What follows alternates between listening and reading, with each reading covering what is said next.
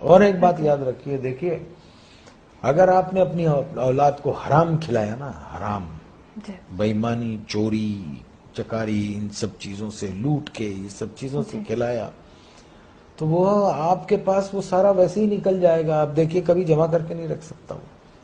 اگر اس کے پاس رہے گا، جمع بھی ہوتا ہے، تو ایک ڈیزاسٹر ہوگا اور سب ختم ہو جائے گا.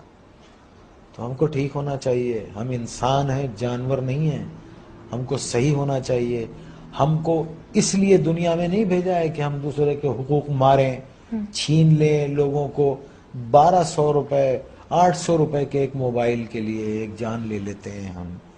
کبھی وہ تنہائی میں بیٹھ کے وہ سوچتے نہیں ہوں گے کہ ایک انسان کی زندگی جب وہ پیدا ہوتا ہے تو وہ گوشت کا لوتھڑا ہوتا ہے، پھر وہ انسانی فارم میں آتا ہے، پھر وہ دنیا میں آتا ہے بے سہارا، بے بس. ماں اس کو 9 مہینے پیٹ میں رکھتی ہے، پالتی ہے، پھر وہ گرم سرد کا مقابلہ کرتا ہے اور بڑا ہوتا ہے، چوٹیں لگتی ہیں، دھوپ ہے، بارش ہے، اور پھر ایک آدمی اس کو ایک 500 روپے کے موبائل کے لیے اتنی تک و دو سے پلنے والے بچے کو گولی مار کے چلا جاتا ہے. اللہ استغفر اللہ.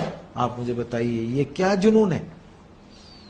کیوں یہ کیوں بھول گئے؟ دیکھیے نا، کیوں بھول گئے ہیں کہ ایک دن اللہ نے کہا ہے نا قرآن میں کہ جاؤ گے کہاں تم؟ آؤ گے تو تم میرے پاس نا. اور پھر اللہ نے کہا ہے کہ میں تم کو سب بتا دوں گا کہ تم کیا کیا کرتے تھے.